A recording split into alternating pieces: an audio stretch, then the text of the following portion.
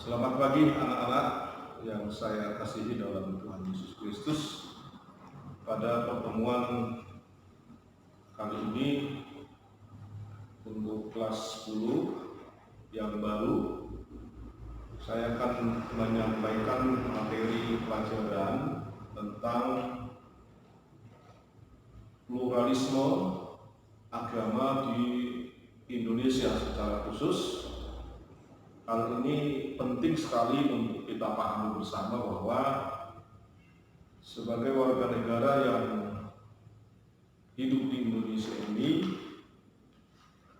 kita ketahui persis bahwa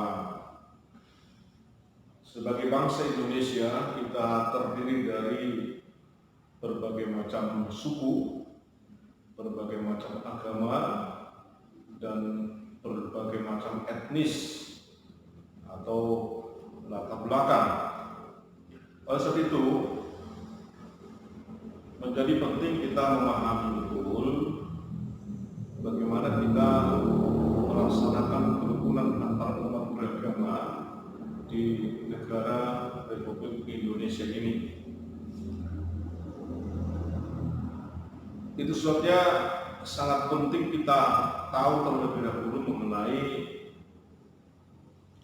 apa sih agama itu, apa sih arti atau pengertian daripada agama. Karena kan setiap agama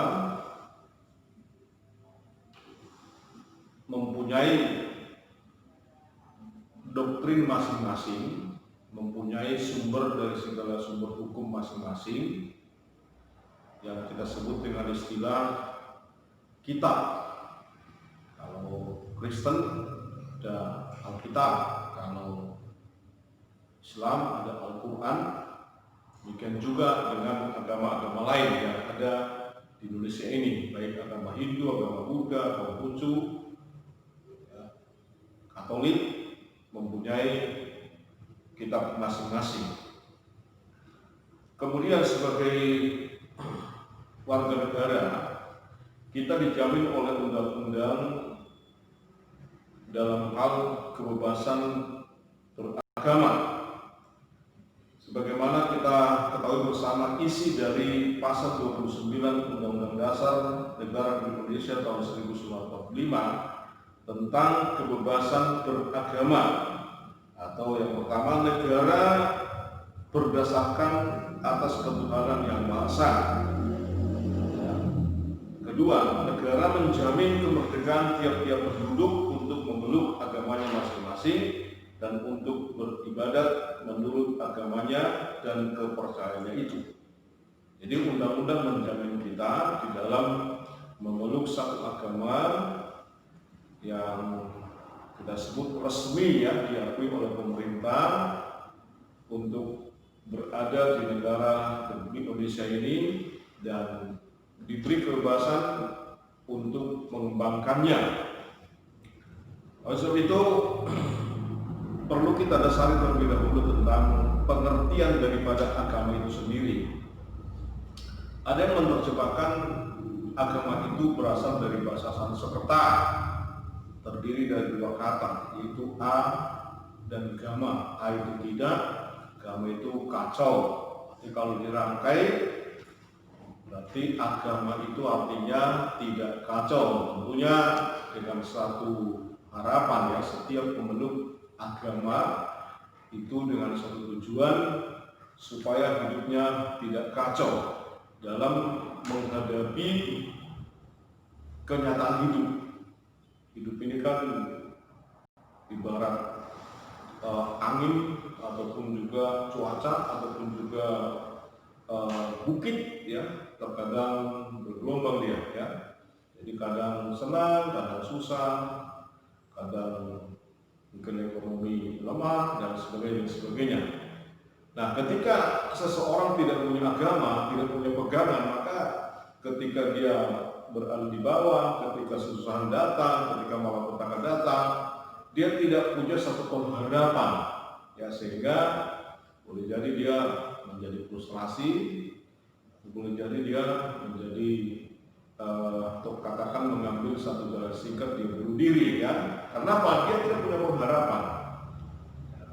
Tetapi setiap agama, secara khusus kita bicara masalah agama Kristen atau ajaran agama Kristen, di situ kita mempelajari, kita mendapatkan ya bahwa Tuhan yang kita sembah itu mampu ya menolong kita, mampu mengangkat kita dari keterpurukan, dari kejatuhan.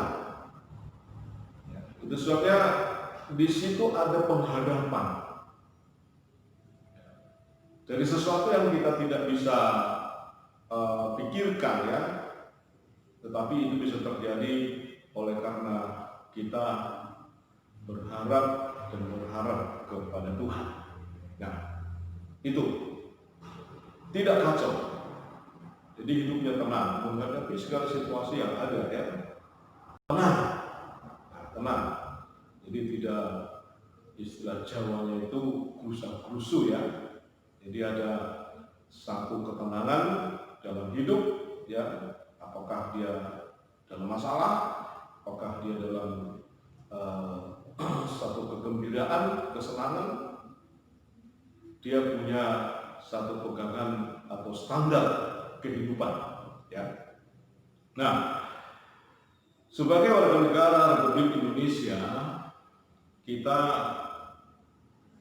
dijamin tadi oleh undang-undang untuk beribadat, melaksanakan ajaran agama kita masing-masing.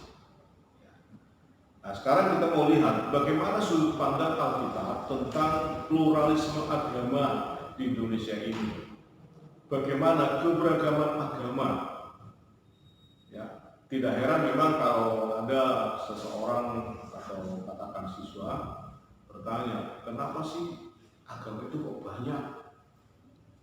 Yang pada kenyataannya kadang dengan adanya banyak agama itu bukan lalu menciptakan satu situasi yang kondusif ataupun juga damai, tapi terkadang oleh karena agama itu, apalagi sudah dipolitisir ya, menjadi sesuatu ya yang membuat terjadi perpecahan antara satu dengan yang lain. Nah, bagaimana kita memandang ataupun juga membicarakan tentang pluralisme agama itu? Apakah agama itu sesuatu hal yang, atau pluralisme agama itu sesuatu hal yang harus kita perdebatkan? Ya. Apakah kita mengatakan bahwa agama kita yang paling benar? Agama orang lain tidak, agama orang lain bahkan salah. Ya, sesungguhnya tidak saja kita sebagai warga negara yang berdasarkan Pancasila atau Undang-Undang Dasar 45, tetapi lebih daripada itu bagaimana kacamata firman Tuhan atau Alkitab secara doktrin ajaran Alkitab menyikapi tentang pluralisme agama yang ada di Indonesia dan juga yang ada di dunia ini, sehingga agama itu bukan sesuatu hal yang menjadi awal dari sebuah perpecahan ya,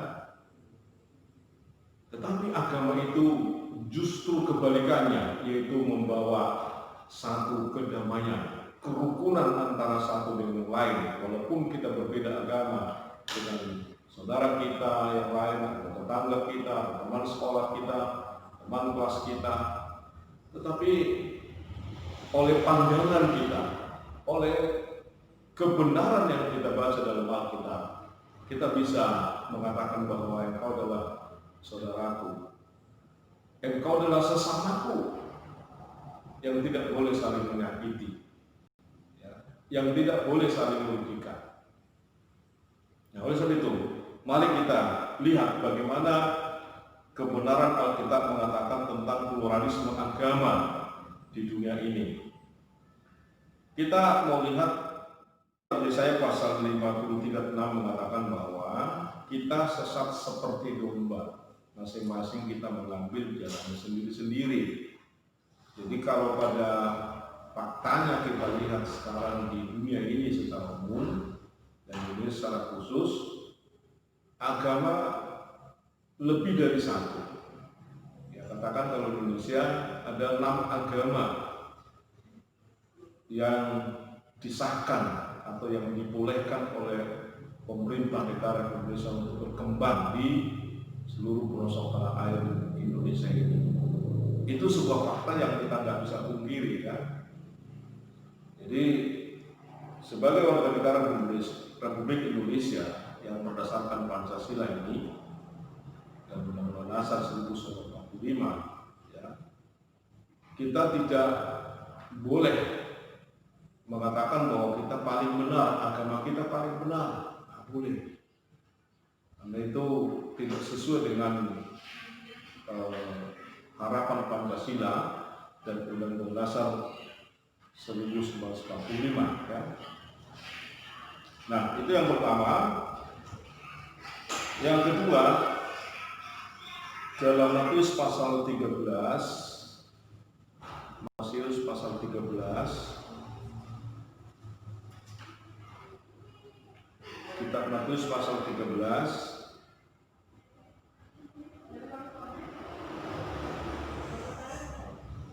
ya, kitab Matius pasal 13 ayat 30, ya, dikatakan bahwa ada sebuah perumpamaan tentang seorang penabur, ya, seorang penabur, ya. Seorang tuan menaburkan benih di ladangnya. Pertama dia menaburkan benih gandum.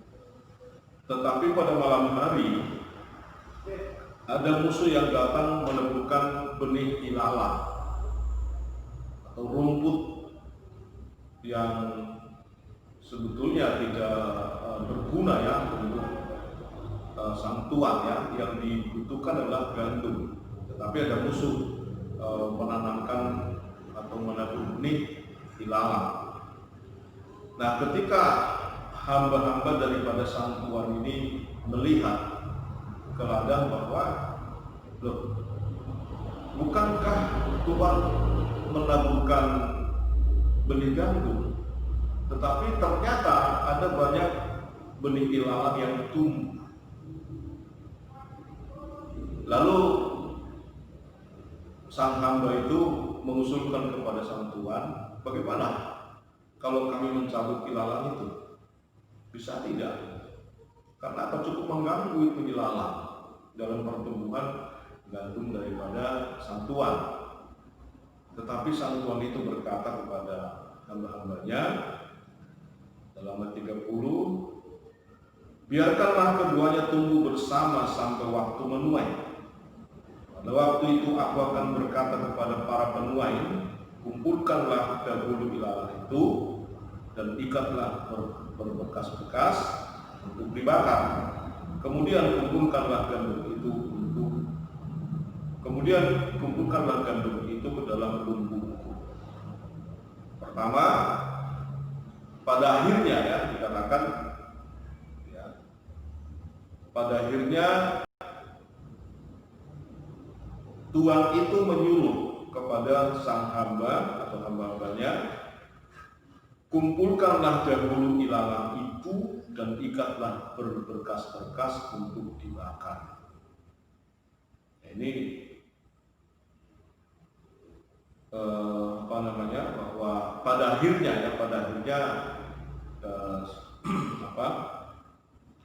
ilalang itu akan dicabut, lalu diikat, kemudian dibakar. Kemudian gandum itu juga dicabut, lalu dimasukkan ke dalam lumbung. Ini dua jenis yang berbeda, dua jenis tanaman yang berbeda antara ilalang dengan gandum. Nah, ini bisa kita hubungkan dengan pluralisme agama, dua hal yang berbeda, ya, dua agama yang berbeda. Ya, agama Kristen dengan agama Buddha tentu berbeda doktrinnya, ya, asalnya pun berbeda. Konsep Tuhan yang dibicarakan dalam kitab masing-masing juga berbeda. Demikian juga agama Kristen dengan agama Hindu, agama Konghucu, ya, agama Islam. Dua agama yang berbeda tentang konsep Tuhan. Tetapi seperti yang dikatakan oleh sang Tuhan tadi, kalaupun ilalang itu tumbuh, kalaupun ilalang itu berbeda dengan gandum, dia katakan biarkanlah keduanya tumbuh bersama-sama. Ini satu kalimat yang sungguh menyejukkan ya, dalam konteks kita sebagai warga negara di Indonesia yang hidup dalam pluralisme agama. Ya, satu kelas sebagai siswa kita berbeda agamanya dengan temannya, dengan teman sebangkunya atau semeja barangkali. Demikian juga di kampung atau di tempat tinggal kita masing-masing. Demikian juga di mana-mana ya. Kita ketemu dengan orang yang berbeda agama. Tuhan bilang, biarkanlah keduanya tumbuh bersama-sama. Artinya di sini bahwa yang kita mau bangun adalah kebersamaan ya. Kebersamaan satu dengan yang lain. Kalaupun berbeda keyakinan ataupun agamanya, berbeda sukunya, berbeda latar belakang etnisnya. Ini bukan sesuatu hal yang membuat kita berpisah atau terpecah belah ibarat air dengan minyak. Tidak ya, tetapi biarlah hakikat daripada agama itu membuat kita semakin erat satu dengan yang lain. Sekalipun dikatakan tadi berbeda agamanya, berbeda etnisnya, berbeda sukunya, ya, dan banyak hal mungkin yang berbeda. Tetapi dalam konteks kita sebagai umat Tuhan, ciptaan Tuhan, kita bisa bergandengan tangan satu dengan lain dalam rangka membangun negara kesatuan Republik Indonesia ini. Jadi sekali lagi saya mau katakan bahwa kalaupun pada kenyataannya agama kita berbeda-beda dengan yang lain ya, tetapi Tuhan bilang biarkanlah keduanya, biarkanlah semua pemeluk agama itu rukun dan damai, rukun dan damai.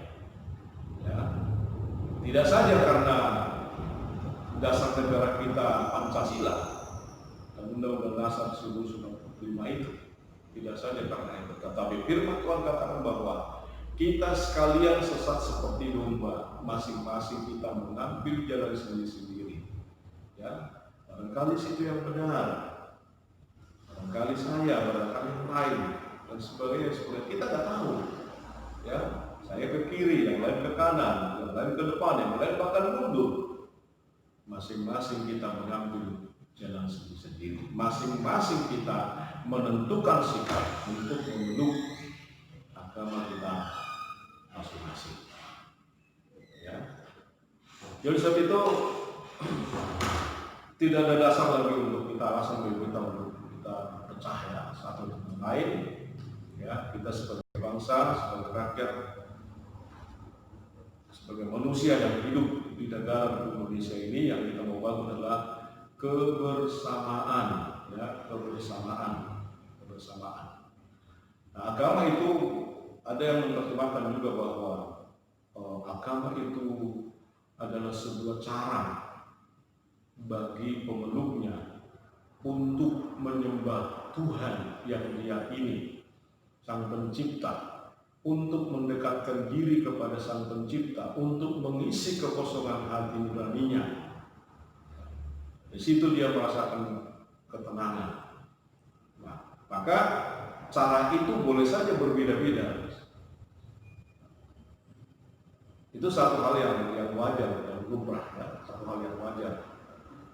Kita tidak boleh mengintervensi, menyalahkan, ya, boleh. Maka kalau ada seseorang yang katakan tadinya dia Kristen, kemudian dia pindah agama lain, misalnya masuk ke Islam atau ke agama lain karena mungkin dapat hidayah, ya kita nggak perlu resah, ya toh. Begitu juga sebaliknya, Kalau ada agama lain pindah ke agama Kristen, nah itu kita nggak bisa juga menolak, dan kita nggak bisa juga mengatakan mengekspresikan dengan sebuah euforia. Nggak perlu ya, atau nggak perlu ya. Jadi persoalan agama ini bukan kalah menang ya, bukan kalah menang.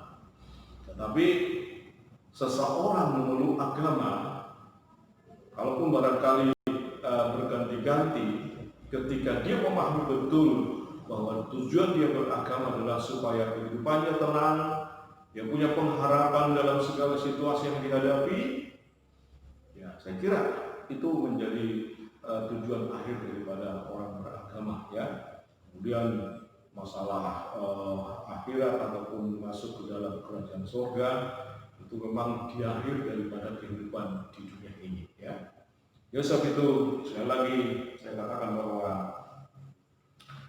keberagaman agama kita di Indonesia adalah sesuatu hal yang harus kita terima apa adanya ya.